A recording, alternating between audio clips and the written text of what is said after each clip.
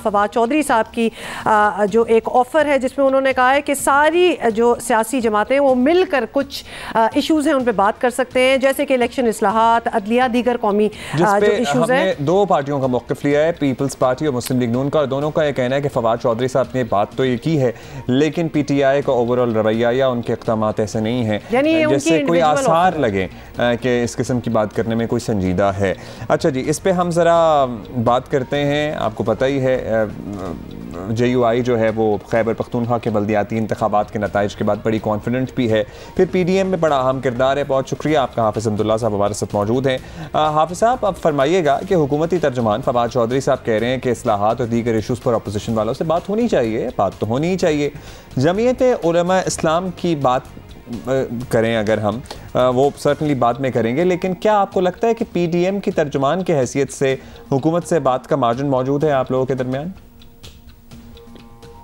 मेरे ख्याल में फवाद चौधरी की हैसियत वो नहीं है कि वो अपोजिशन को दावत दे, न हुकूमत वो पोजीशन में है, न इमरान खान उस पोजीशन में है कि वो अपोजिशन को दावत देकर और PDM को दावत देकर कि आइए बात करें।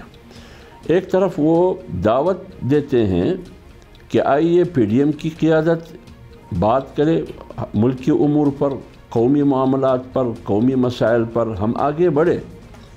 दूसरी तरफ वो मुख्तलिफ़ तरीक़ों से, नेब के ज़राए से, मुख्तलिफ़ तर्जुमानों की बयानात से PDM में शामिल जमातों को, अपोजिशन को और मौलाना फजल रहमान साहब को तनकीद का निशाना बना रहे हैं। तो लिहाजा इन तर्जुमानों की एक ज़बान नहीं है, जो इमरान खान के इर्द गिर्द तर्जुमानों का एक टोला है, इनकी ज़बान एक नहीं है, इनकी बयानियाँ एक नहीं है।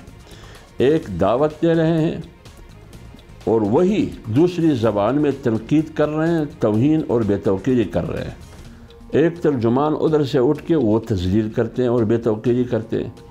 इस माहौल में इस हुकूमत से बैठने के लिए न जमीयत उलमा इस्लाम तैयार है, न PM तैयार है। राइट। अच्छा हाफिज़ साहब, जमीयत उलमा इस्लाम से मुतालिक तो हुकूमत का बड़ा सख्त स्टांस रहा है हमेशा से ही। वैसे तो फवाद चौधरी साहब तो आपकी जीत को बदकिस्मती करार दे रहे हैं, तो आपको लगता है कि ये उनकी ज़ाती राय है या हुकूमत के सभी लोग यही समझते हैं? देखिए, मेरे ख्याल में मैं उसको उनकी ज़ाती राय नहीं समझता। वो इसलिए ज़ाती राय नहीं समझता, ख़ुद फवाद चौधरी कह रहे हैं, बार बार कह चुके हैं कि मैं जो भी बात करता हूँ मैं हुकूमत की बिहाफ पे बात करता हूँ, और हुकूमत में सिर्फ इमरान खान की पार्टी नहीं है, उसमें उनकी इत्तेहादी भी है, PMLQ की शक्ल में, MQM की शक्ल में, JDA की शक्ल में, बाप की शक्ल में और दीगर आज़ाद अराकीन भी है। इसका मतलब ये है कि ये उनकी तर्जुमानी करते हुए, लेकिन फवाद चौधरी की कहने से जमीयत उलमा इस्लाम ने जो KPK की बल्दियाती इंतखाबात में KPK की आवाम ने जो एतमाद किया, उस एतमाद को न हुकूमत हज़म कर सकी, न उसको फवाद चौधरी हज़म कर सके। लिहाजा हुकूमत की हज़मिया भी ठीक नहीं है, मैदे में कुछ प्रॉब्लम है, और फवाद चौधरी का भी हज़मिया ठीक नहीं है। लेकिन इंशाअल्लाह वल अज़ीज़ जब KPK का अगला पेश होगा इलेक्शन का, इनका और इनकी हुकूमत का और फवाद चौधरी का हज़मिया भी ठीक हो जाएगा और उनको हकीकत सामने आएगा। मौलाना साहब, आप बात PDM की कर लें तो प्लान की कर लेते हैं, तो मौलाना साहब के बकौल हुकूमत के लाने वाले न्यूट्रल हो चुके हैं, तो जाहिर है कि आप हुकूमत को हटाने के लिए पूरा जोर लगाने वाले हैं, अब इसका यही मतलब लेंगे। अब क्या ख्याल है आपका, हदफ पूरा करने के लिए या हदफ एक हो जाने के बाद आप समझते हैं कि पीपल्स पार्टी को भी तहरीक में शामिल होने की दावत दे देनी चाहिए, बाज़ाब्ता उसके लिए भी कोशिशें तेज़ करनी चाहिए आपको? अगर 25-18 को मुदाखलत ना होती तो नतीजा और रिज़ल्ट यही होता जो 19 दिसंबर के बल्दियाती इलेक्शन 2021 में जो नतीजा सामने जमीयत उलमा इस्लाम के हक़ में आया।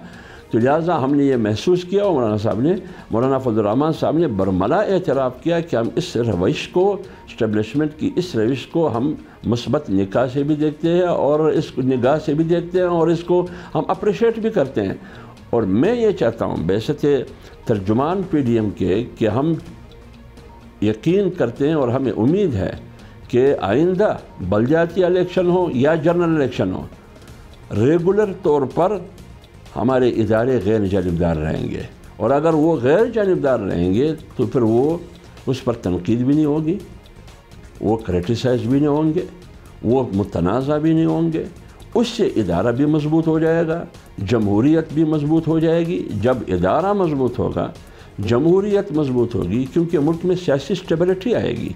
तो जब ये तमाम फ़वाइद इस बात में है कि हर इदारा, हर क़ुव्वत आइन के दायरे में रहते हुए काम करे, अपनी ज़िम्मेदारियों को अदा करे, तो हर जगह से, हर तरफ से, तमाम जमातों की तरफ से और आवाम की तरफ से, माशरे की तरफ से, अपोजिशन की तरफ से जिंदाबाद ही जिंदाबाद के नारे लगेंगे। लेकिन अगर मुदाखलत होगी फिर तो मेरे ख्याल में फिर दमादमस्त कैलेंडर होगा। बहुत शुक्रिया आपका। अब्दुल्ला साहब हमारे साथ मौजूद थे। लेट्स सी क्या होता है।